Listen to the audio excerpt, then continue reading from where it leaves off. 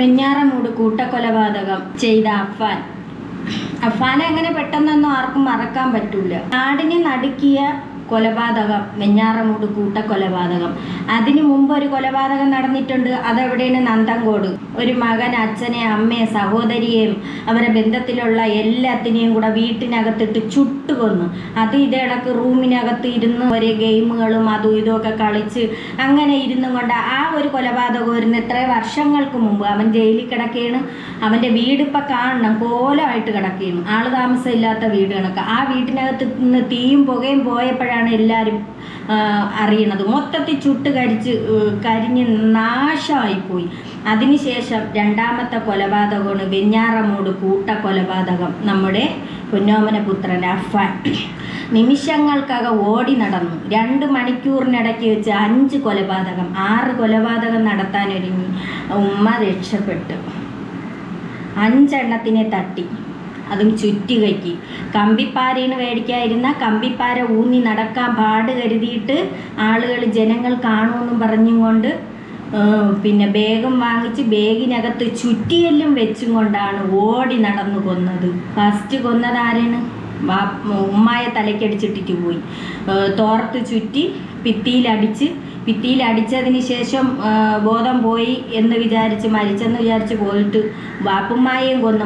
മാല കൊടുക്കാത്തതുകൊണ്ട് വാപ്പുമ്മായെയും കൊന്നു. വാപ്പുമ്മായെയും കൊന്നിട്ട് ഓടി വന്ന് കതക് തുറന്ന് നോക്കിയപ്പം ഉമ്മാക്ക് ജീവനുണ്ട്. അങ്ങനെ ആ ചുറ്റികയ്ക്ക് ഉമ്മായെ അടിച്ച് അതിനുശേഷം നേരെ ഓടിപ്പോയത് ലത്തീഫ് എന്ന് പറഞ്ഞ വാപ്പാര ചേട്ടൻ്റെ വീട്ടിൽ. അവിടെ ചെന്ന് അവരെ അടിച്ച് ചുറ്റികയ്ക്ക്. പാവം സിനിമ കണ്ടുകൊണ്ടിരിക്കുകയായിരുന്നു. ആ മനുഷ്യനെ, ഒത്തിരി പ്രായമുള്ള മനുഷ്യനായിരുന്നു, ആ മനുഷ്യനെയും പോയി അടിക്കണതിൻ്റെ സൗണ്ടും കേട്ട് അവിടുത്തെ ബഹളം കേട്ടുകൊണ്ട് അയാളാ ലത്തീഫ് എന്ന് പറഞ്ഞ ആളിൻ്റെ ഭാര്യ ഓടി വന്നപ്പം അവരെയും ചുറ്റികൾ വലിച്ചഴച്ച് അടുക്കളയെ കൊണ്ടിട്ട് അടിക്കണ്. അതും കഴിഞ്ഞിട്ട് ഓടി വന്നിട്ട് ഇളയതിന് അഫ്ഫാൻ്റെ അനിയൻ സ്കൂളിൽ നിന്ന് വരാറായ സമയത്ത് അതിനെ മന്തി മേടിക്കാൻ പറഞ്ഞു വിട്ടിട്ട് ഓടിപ്പോയി ഫർസാനയെ കൊണ്ടുവന്നു. ഫർസാന, ആ ഒരു പാവം കൊച്ചു ഒന്നും അറിയാതെ ഇരുന്ന ഒരു പെങ്കൊച്ചിനെ വിളിച്ചു വരുത്തി. ഉമ്മാക്ക് സുഖമില്ലെന്ന് പറഞ്ഞ് ഉമ്മായെ ഹോസ്പിറ്റലിൽ കൊണ്ടുപോകണമെന്നും പറഞ്ഞ് അതിനെയും വിളിച്ചുകൊണ്ട് വന്നു. അതിനെ അടിച്ചു കൊന്നു. ഇതെല്ലാം കൊല്ലണേൻ്റെ കാര്യത്തിന് പണമാണ് ഇവിടുത്തെ പ്രശ്നം. ഫുള്ള് പണം. ആളുകൾ ചോദിക്കുമ്പോൾ നാട്ടുകാരായിരുന്നാലും ബന്ധുക്കാരായിരുന്നാലും ആരായിരുന്നാലും ഇവർക്ക് പണം കൊടുക്കണം. അങ്ങനെ ലക്ഷക്കണക്കിന് കടം ഭർത്താവ് അറിയാതെ, ആ പാവപ്പെട്ട മനുഷ്യനറിയാതെ ഈ ഉമ്മായും മോനും കൂടെ കടം വരുത്തി വെച്ച് ലാസ്റ്റ് ഫോൺ ആപ്പ് വഴി ലോണ് എടുത്ത് അങ്ങനെയും കുറേ കടമാക്കിയെടുത്ത്. അങ്ങനെ ഷെമി പറയുന്നുണ്ട് 25 ലക്ഷം രൂപയുടെ കടയുള്ളത് നിസ്സാരമായ കടമല്ലേന്ന്. അപ്പോൾ ഇപ്പോഴൊക്കെ അതിന് ശേഷം വന്നിട്ടുണ്ട്. അവരെ കാലൊക്കെ നല്ല വിറയിലുണ്ട്. ഒരു ചാനലിൽ വന്നിരുന്നും കൊണ്ട് പറയുന്നതുണ്ട് വെഞ്ഞാറമൂട് ഹോം കെയറിലാണ് അവർ കിടക്കണത്. അങ്ങനെയൊക്കെയുള്ള കാര്യങ്ങൾ പറയുന്നുണ്ട്. അവിടുത്തെ ചികിത്സിച്ചുകൊണ്ടിരിക്കുന്നത്. ഇപ്പം കൂടെ ഓർമ്മ പോകുന്നു എന്നാണ് പറയണ കാര്യം ഓർമ്മ കാണില്ല. അത് ഈ ചുറ്റിയല്ലിന് അടി ഏറ്റത് കൊണ്ടാണ് അങ്ങനെ ഓർമ്മ പോണത്. അത് കൂടെ ഓർമ്മ പോകും, പിന്നും വരും. ഇപ്പം പറയണ കാര്യം പിന്നെ ചിലപ്പോൾ ഓർമ്മ കാണൂല. മോനെ കുറിച്ച് ഭയങ്കര സങ്കടത്തിലാണ് പറയണത്. എൻ്റെ മോൻ അങ്ങനെ ചെയ്യൂല. ഒരു നഖം വെട്ടുമ്പോൾ പോലും ഞാനാണ് അത് വെട്ടിക്കൊടുക്കണത്. നഖം വെട്ടിക്കൊടുക്കുമ്പോൾ ഒന്ന് മുറിഞ്ഞാൽ പോലും മുറിയോന്നുള്ള പേടിയുണ്ടെന്ന് ഉമ്മ പറയണു. എന്റെ അപ്പാന് നഖം വെട്ടാൻ പോലും അറിഞ്ഞുകൂടായിരുന്നു. പിന്നെ നഖം വെട്ടാൻ അറിഞ്ഞുകൂടാ, എന്നിട്ടാണ് ഈ കൊടുവാൾ അന്തരായിട്ട് വെട്ടി എന്ന് പറയുന്നത്. ഇത്രയും എണ്ണത്തിനെ ചുറ്റികയ്ക്ക് തല്ലി കൊല്ലണമെങ്കിൽ അവൻ്റെ മനസ്സ് എങ്ങനത്തെ അത്രയ്ക്ക് ഒരു ക്രിമിനലായ ഒരുത്തനെ കൊണ്ട് മാത്രമേ ഇങ്ങനെ കൊല്ലാൻ പറ്റൂ. ഒരു എറുമ്പിനെ നോവിക്കും കണക്കല്ല ഇത്. ആ ഒരു അന്യ പെൺകുട്ടി, അത് ഒന്നും അറിയാതിരുന്ന ആ കുട്ടിയുടെ വീട്ടിലെ അവസ്ഥ, ആ കുട്ടിയെ പറ്റി ആരും പറയുന്നില്ല. ആ ഒരു പെൺകുട്ടിയെ കുറിച്ച് ഇത്രയും ക്ഷമി ഇരുന്ന് അവിടെ സംസാരിച്ചിട്ട് പോലും ആ ഒരു പെൺകുട്ടിയുടെ വീട്ടിലെ മാനസികാവസ്ഥ അത് പറയുന്നുണ്ടായില്ലല്ലോ. എൻ്റെ മോൻ, എൻ്റെ ഇളയ മോൻ, എൻ്റെ ഇളയ മോൻ, ഇത് മാത്രമല്ലേ പറയാനുള്ളൂ. അതെന്തുകൊണ്ട് ആ പെൺകുട്ടിയുടെ കാര്യം പറയണില്ല?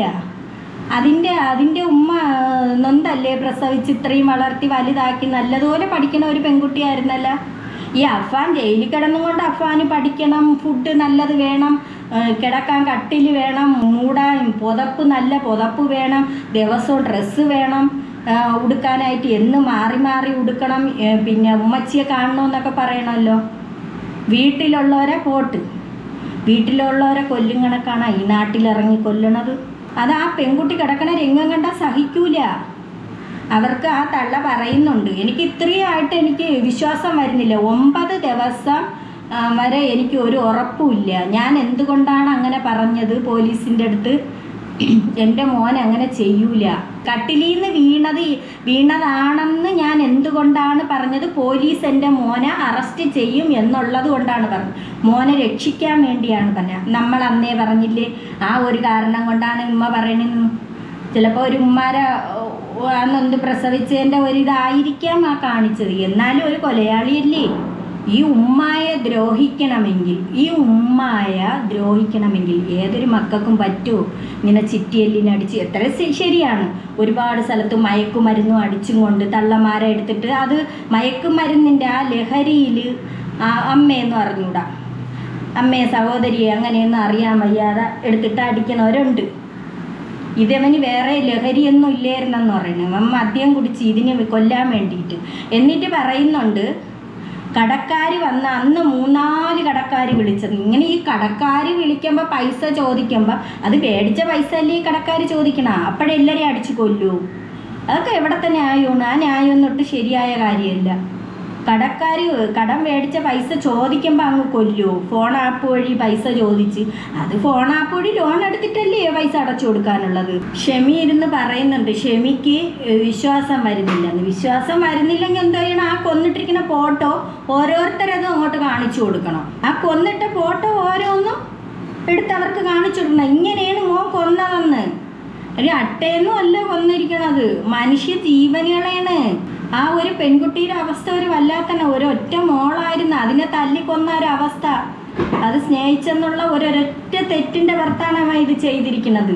ഇങ്ങനെയുള്ളവന്മാർക്ക് തൂക്കുകയറി എന്നെ കിട്ടണം, ശിക്ഷ വിധിക്കണം എന്ന് പറഞ്ഞാൽ ആ വാപ്പ പറയുന്നുണ്ട്, നല്ല ശിക്ഷ കൊടുക്കണമെന്ന് തന്നെയാണ് പറയണത്.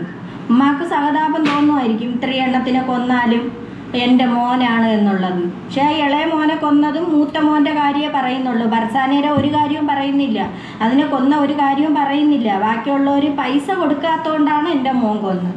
അങ്ങനെയാണ് ആ പറയാനുള്ളത്. ഷെമി പറയുന്നുണ്ട്, അഫാൻ എന്തോ ചായയിൽ കലക്കി കൊടുത്ത് രാവിലെ ചായ കുടിച്ചത് മാത്രം ഓർമ്മയുണ്ട്, പിന്നെ ഓർമ്മ പോയിരുന്നു. അപ്പോഴേ അതിന് ശേഷം ഒരിക്കലും തലയ്ക്ക് ഇങ്ങനെ വായി മൂക്കൂടെ പൊത്തിപ്പിടിച്ച് ഭിത്തിയിലടിച്ചിട്ടുള്ളത്.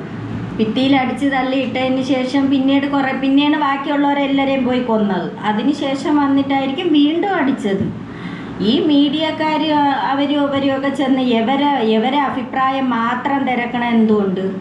ആ ബർസാനയുടെ വീട്ടുകാരങ്ങനെ അല്ലേ? അവരെ ഒന്ന് സമാധാനിപ്പിക്കാൻ ആരും ഇല്ലായിരുന്നല്ല. അവിടെ ഒരു മീഡിയക്കാരെയും കണ്ടില്ലല്ലോ.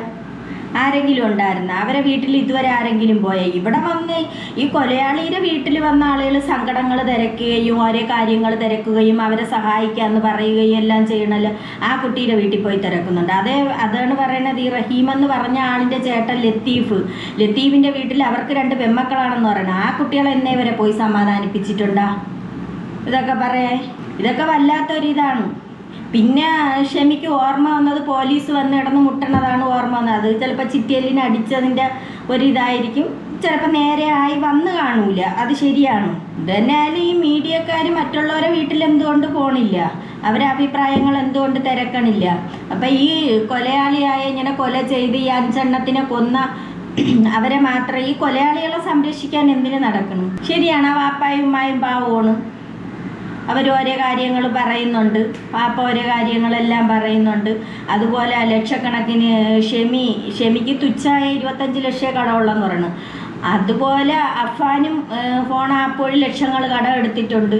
അതൊന്നും പുറത്ത് വരുന്നില്ല. അതുപോലെ വേറെ ഒരുപാട് കാര്യങ്ങളുണ്ട്, ഒന്നും വെളിയിൽ വരുന്നില്ല. ഇത് അങ്ങും തൊടാതെ ഇങ്ങും തൊടാതെ ഒരു 2 പേരും ഓരോരോ കാര്യങ്ങൾ പറയുന്നുണ്ട്. ഇത് ശരിയായ കാര്യമല്ല. ആദ്യം പറയുന്നത് പോലീസ് വെറുതെ പറഞ്ഞതാണ്. പോലീസിൻ്റെ അടുത്ത് മോനെ രക്ഷിക്കാൻ വേണ്ടിയാണ് പോലീസിൻ്റെ അടുത്ത് അങ്ങനെ പറഞ്ഞത്. കട്ടിലിൽ നിന്ന് വീണെന്ന് മോനെ രക്ഷിക്കാൻ വേണ്ടിയാണ് പറഞ്ഞതെന്ന് പറയുന്നു. ഇപ്പം അങ്ങനെയൊക്കെ പറയുന്നുണ്ട്. അതുകൊണ്ടാണ് അന്ന് അങ്ങനെ പറഞ്ഞത്. പിന്നെ 5 പേരെ കൊന്നെന്ന് പറയണം. എൻ്റെ അഫാൻ മോനല്ല കൊന്നു എന്നവരെ എനിക്ക് വിശ്വസിക്കാൻ പറ്റില്ല. ആ ഫോട്ടോകളെല്ലാം അവരെ കാണിച്ചു കൊടുക്കണം. അഫാൻ കൊന്നിട്ടത് ആ മരിച്ചു കിടക്കണ ഫോട്ടോകൾ വിശേഷിച്ചും ക്രൂരമായിട്ട് ആ പെൺകുട്ടിയെ അടിച്ച് കണ്ണും എല്ലാം പൊട്ടിക്കിടക്കണ ഫോട്ടോ അവരെ കാണിച്ചു കൊടുക്കണം. അതുപോലെ ഈ ലത്തീഫ് എന്ന് പറയുന്ന ആളിനെ കൊന്നിട്ടേക്കുന്നതും കാണിച്ചു കൊടുക്കണം. അതുപോലെ ആ 95 വയസ്സായ അവരെ കൊന്നിട്ടേക്കുന്നതും കാണിച്ചു കൊടുക്കണം. ഇത്രയും ക്രൂരമായിട്ട് കൊന്നിട്ട് യവനെ ഇനി എന്തോന്ന് ചെയ്യണം? യവന് ജീവിതകാലം മുഴുവനും അവിടെ കിടന്ന് അവൻ അനുഭവിച്ചിട്ട് അവനെ തൂക്കിക്കൊല്ലണം. ഇത് തന്നെയാണ് പറയാനുള്ളത് ആളുകൾക്ക്, ജനങ്ങൾക്ക് മൊത്തം പറയാനുള്ളത് ഇത് തന്നെയാണ്. ആലപ്പുഴ ഒരു സ്ത്രീ, അപ്പം ഈ ഇടയ്ക്ക് നടന്ന സംഭവം 50 വയസ്സായ ഒരു സ്ത്രീയെ അയൽവാസിയായ ഒരുത്തൻ തർക്കത്തിൻ്റെ പുറത്ത് ചിറ്റിയെല്ലുകൊണ്ട് അടിച്ചു കൊന്നു. അതിപ്പോൾ ഈ അഫാൻ്റെ പ്രശ്നം നടന്നതിന് ശേഷം ഫുള്ള് ചിറ്റിയെല്ലിനാണ് അടി. ഇപ്പം നടന്ന് പോണ പോക്കിൽ ചിറ്റിയെല്ലിന് എന്തെങ്കിലും വാക്ക് തർക്കം ഉണ്ടായാൽ അപ്പോഴേ ചിറ്റിയെല്ലിന് അടിക്കുക. ആ സ്ത്രീ അപ്പോഴേ ചിറ്റിയെല്ലിനെ അടിച്ചു കൊന്നു. ഈ ഇടയ്ക്ക് കഴിഞ്ഞ ആഴ്ചയായിരുന്നു സംഭവം. അപ്പം ഇതിന് ശേഷം ഇങ്ങനെ ചിറ്റിയെല്ലിനടി. എന്തൊരു പറയാൻ, ഒന്നും പറയാനില്ല. ഇങ്ങനെ ഉള്ളവന്മാരെ തൂക്കിക്കൊല്ലണം. ഇങ്ങനെ ഉള്ളവന്മാരെ മാതാപിതാക്കൾ സംരക്ഷിക്കരുത്. ഇവന്മാരെ കൊല്ലുക തന്നെ ചെയ്യണം, തൂക്കിക്കൊല്ലുക തന്നെ ചെയ്യണം.